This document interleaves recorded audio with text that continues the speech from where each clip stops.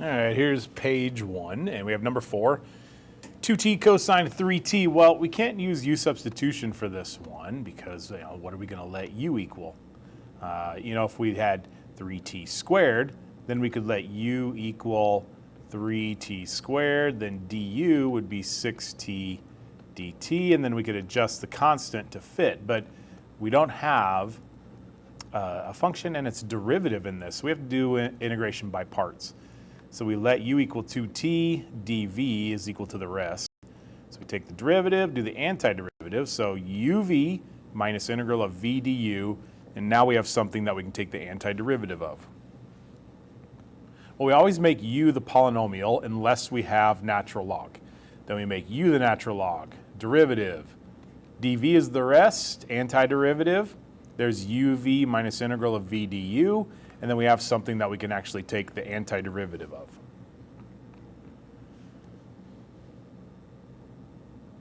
Here we split the differentials, take the antiderivative, and we let u equal 2x, derivative is 2. dv is the rest, and there's the antiderivative. There's uv minus integral of v du, and then, we have something we can take the antiderivative of. Well, we can find the c by plugging in 0, so c ends up being 5. So this should say negative 2x e to the negative x. This should say plus 5, not plus c. Here we have these two are, neither one are polynomials, so we're not going to be able to take the derivative and get to 0. That means we're going to have to get back to this right here. So it doesn't matter what you pick to be u and what you pick to be dv, it all works out in the end. The antiderivative is negative e to the negative x, and the derivative over here is negative 1/2 cosine of 2x.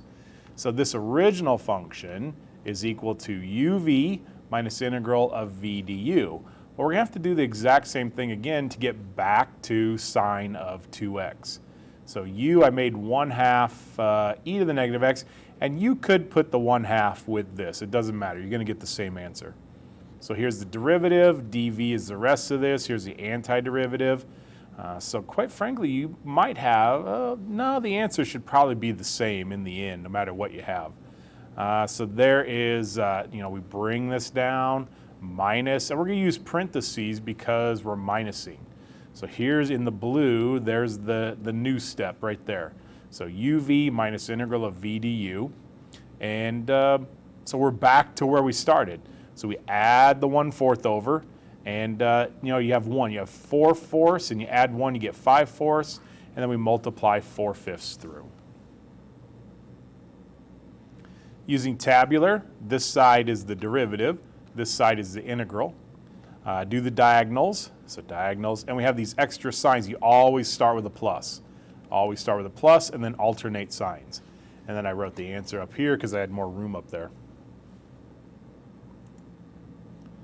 Find the area. Well, that means the total area. So it could say total area. So when we do the integration for this from 0 to pi, we plug in pi, plug in 0, you get an area of positive pi. Well, when you go from pi to 2 pi, you end up with an area of, well, it's below the x-axis. So you end up with an area of negative 3 pi. But that would be net area. That would be like evaluating the integral from pi to 2 pi, and it wouldn't say area at all, just say evaluate the integral. Well, then your answer would be negative 3 pi.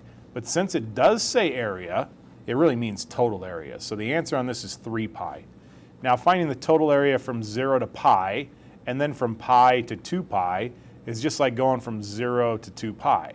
That's what letter C asks. What's the area from 0 to 2 pi? But really what they mean is the total area. So if we take pi plus 3 pi, we get 4 pi. Evaluate the definite integral, and I notice that the derivative of this is that up there. So the derivative is 2x plus 3, so this is definitely u substitution. So we let u equal the denominator, du is 2x plus 3 dx, and then I changed all of these x's, that's x equals 2 and x equals 3, to u's. So if we plug 2 in, 4 plus 6 is 10. and then plug 3 in. 9 plus 9 is 18. So we do the antiderivative, evaluate natural log of 9/5. This one, you could do u substitution. Then du is 3 dx, but I know that when I take the derivative, I'll just have to multiply times the derivative of the inside, and that's just a constant. So to get rid of the constant, all we have to do is multiply by 1/3. The derivative of the integral, so if we plug that in right there, this is where we get x to the 6th, and then times the derivative of x squared is 2x. This is the formal definition of derivative, and it's the derivative of tangent. There's the function right there. Derivative of tangent is secant squared. Solve the differential equation if y is 3 when x is pi over 2. So we're going to divide by y, and we're going to leave the negative cosecant squared over here. So the antiderivative of 1 over y is natural log of absolute value of y. Antiderivative here is cotangent, and leaving that negative makes it nice because that negative fits in very nicely with this. Natural log of 3 is cotangent of pi over 2, but cotangent of pi over 2 is 0. So c is natural log of 3. So there's where now we'll plug in that natural log of 3 right there. So when we go from log to exponential, that's y is equal to e to the cotangent of x plus natural log of 3. Well, we can split that using multiplication times e to the natural log of 3, because when we combine those, we would use addition. So those cancel to leave 3, and that's where we get 3e to the cotangent of x. Well, here f of 4 is 3, so that means h of 3, if we switch these, h of 3 must be 4. Well, derivatives of inverse functions at corresponding points are reciprocals of each other.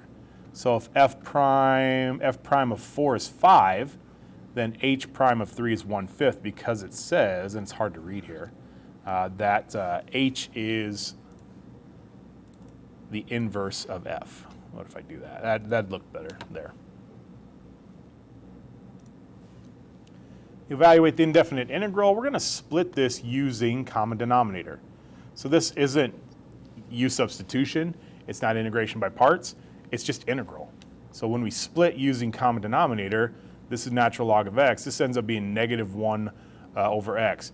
So let's see, you have x to the -2, add 1, x to the -1 times -1. Evaluate the indefinite integral. This is inverse. I want this to look like inverse tangent. And there's not really even any substitution in this. It's just inverse tangent. X cosine of x is something minus sine. All right, so we're going to go u is x, dv is cosine of x, du is, there's the derivative, there's the antiderivative. So the f of x right here is x sine of x. It's the uv. So we had the uv minus integral of v du.